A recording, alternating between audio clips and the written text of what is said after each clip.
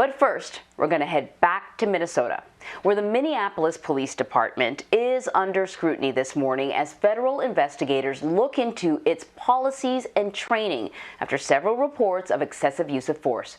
And this comes as the funeral for Daunte Wright, who was fatally shot by a Brooklyn Center police officer at a traffic stop, is set to begin this afternoon. Laura Podesta is following both these stories for us. So, Laura, what can you tell us?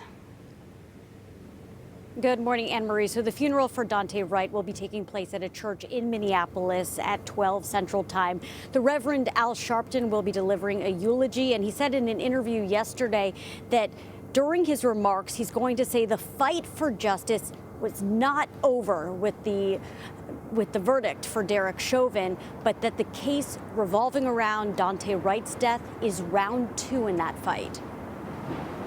Just one day after former police officer Derek Chauvin was found guilty in the death of George Floyd, the Department of Justice announced an investigation into the Minneapolis Police Department. The U.S. Attorney General says it will look into whether the Minneapolis PD engages in unlawful policing and discrimination. The challenges we face are deeply woven into our history.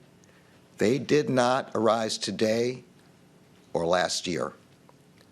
Building trust between community and law enforcement will take time. As people continue to flock to the site where George Floyd took his last breaths, there is renewed pressure on Minnesota lawmakers to reach a deal on police reform.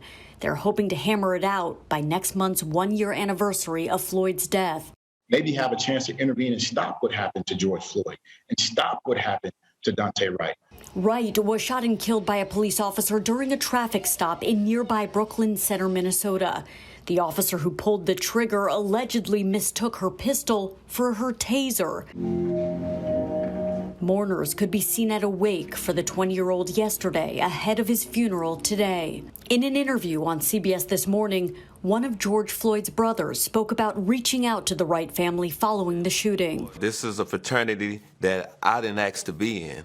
And unfortunately, you have a lot of families, they need counseling. They need somebody to get out and speak for them. The Floyd family says they will attend Wright's funeral.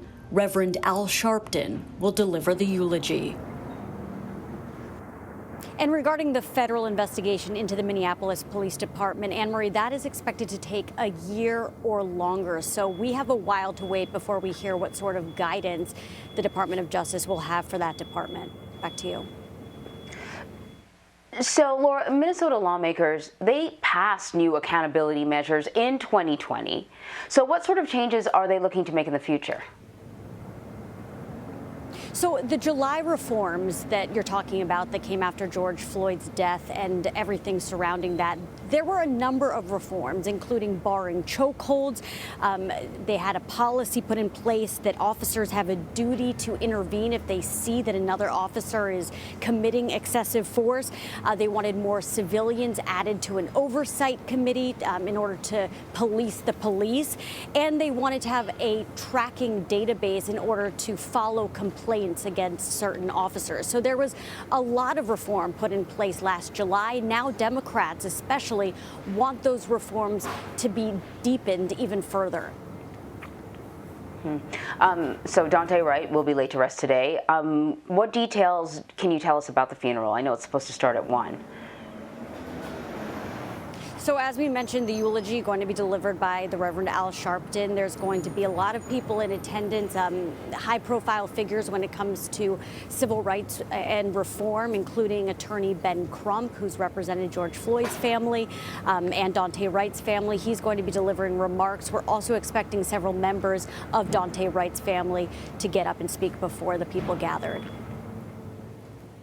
All right, Laura Podesta, thank you.